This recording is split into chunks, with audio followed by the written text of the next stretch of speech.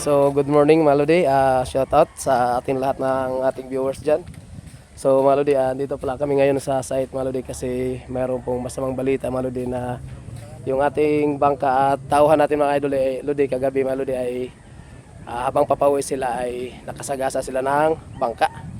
So, ngayon nandito tayo mga idol para makipag-transaction. So, naging okay naman po yung aming usapan at pumayag naman po sila sa hiningi namin tawad sa kanila kasi hindi naman po talaga maiwasan ng mga lodi yung disgrasya, no? Hindi pa talaga maiwasan. So ngayon mga lodi, nandito kayo ngayon nasa bangka at ipapakita ko sa inyo mga idol yung damage ng bangka na nasagasaan nila. Yun.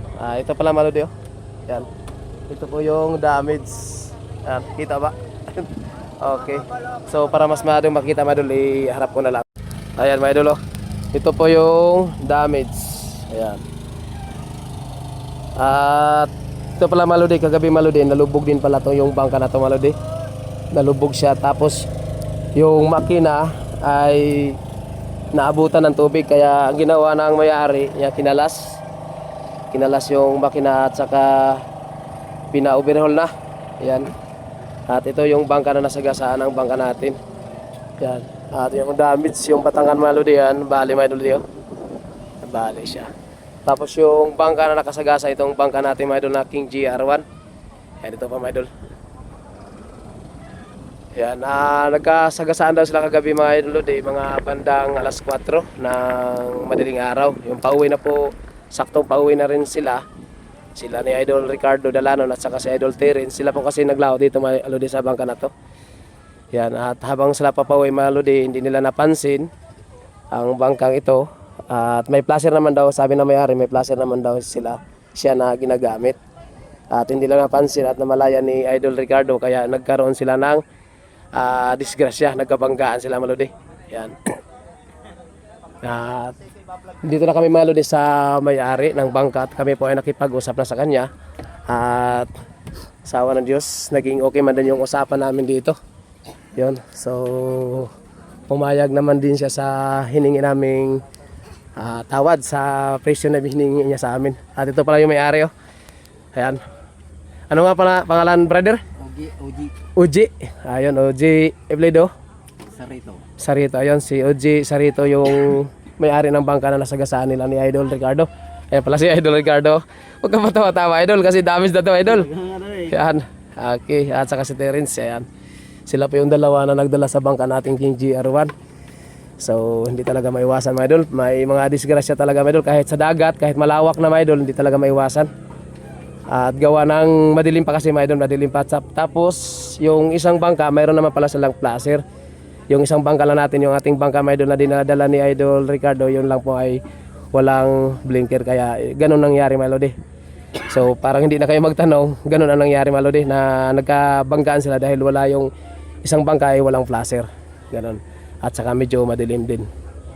So okay mga lodi, at hanggang dito lang mga lodi yung ating video mga idol. At sa lahat po na nakapanood sa video natin, sana po maging aral din to mga lodi, no? So kailangan talaga mga lodi habang tayo ay lalaot, habang alis tayo sa tabi, kailangan po mga lodi na magkaroon tayo ng dalang blinker. Kung may bangka kayo at wala kayong blinker, mas maganda wag munang lumaot para iwasan disgrasya. Yun, ganun po. At kung mayroon naman po kayong placer, mas maganda. Kung wala, mahina yung ilaw ng blinker, mas maganda mga idol, palitan na rin ng ilaw, battery, para malakas yung ilaw, para madaling mapansin. So yun lang po. Sa lahat ng ating viewers, shoutout po sa inyo lahat mga idol at magandang umaga. At kahit pa man ay masama ang balita natin ngayong araw, pero maganda pa rin ang umaga natin mga lodi.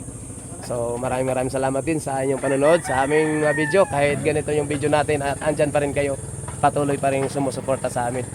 So hanggang dito lang mga idol. God bless at ingat po kayo lagi. Baka may shoutout ka, brother? Yeah, Wala ka may shoutout? Okay. Shoutout na lang po pala sa mga ano to, site? Yun, shoutout na rin po pala sa mga viewers natin sa site Mercedes. Santa Mercedes. Shoutout na rin po pala, no, sa mga viewers natin sa Santa Mercedes. Okay. So hanggang dito lang mga idol. Aba, madam, baka may shoutout ka, madam? Wala? Okay mga idol, hanggang dito lang. Ikaw idol, baka meron kayo shoutout? Lagi shout out ka doon. May shout out ka. Shout out tayo. Out kay Kuya, nabangga namin.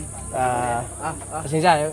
Yun ano pala ba? Yung mas maganda pala may ano masabi mo pala kay Busing kasi Oo, yung masabi ko lang idol, pasensya na talaga kasi hindi talaga namin nakalain na gano'n mangyari. okay. Yan lang. Ay baka mayroon paparating ka Busing sa mga mambang bangkiro diyan. Baka mayroon kayo paparating. Para na rin po sa mga viewers natin para na naglalao din ba? Kaya nga, yung ano ko lang sa mga halimbawa nag-aano sa dagat, kailangan natin yung mga may ilaw tayo, may laser tayo para iwas disgrasya tayo. Yun ang masasabi. Okay. Wala, disgrasya talaga. Okay, so hanggang doon lang mga idol. At sa presyo na aming pagbabayaran, hindi namin ipapakita lang sa inyo mga idol. Yun, sabi nga, confidential na lang ito mga idol. So mga idol, nandito na tayo mga idol, nakauwi na tayo mga idol galing sa Santa Mercedes, Maragondon. Ayan, doon na po tayo galing mga idol at nakapag-transaction na tayo doon mga idol sa may-ari ng bangka na kanilang nakabanggaan ni Idol Ricardo Dalanon. So yun, at yung bangka mga idol na nagkabanggaan nila ni Idol ay maliit po na bangka mga idol at saka yung damage ay yung batangan, yung damage ng bangka. Yun, at saka yung mga idol, yung maliit na yung makina niya mga idol ay sabi na may-ari naabot din ng tubig. At saka nasabi ko rin kanina mga idol, yung bangka na yun ay nalubog. So hindi naman pala siya totaling nalubog mga idol, nalubog. Ay may lutang pa rin siya pala mga idol, yung bangka na yun. At saka naabutan na, napasukan lang siya ng tubig. Nasa mga kalahati daw yung tubig sa bangkang maliit. Yun po mga idol.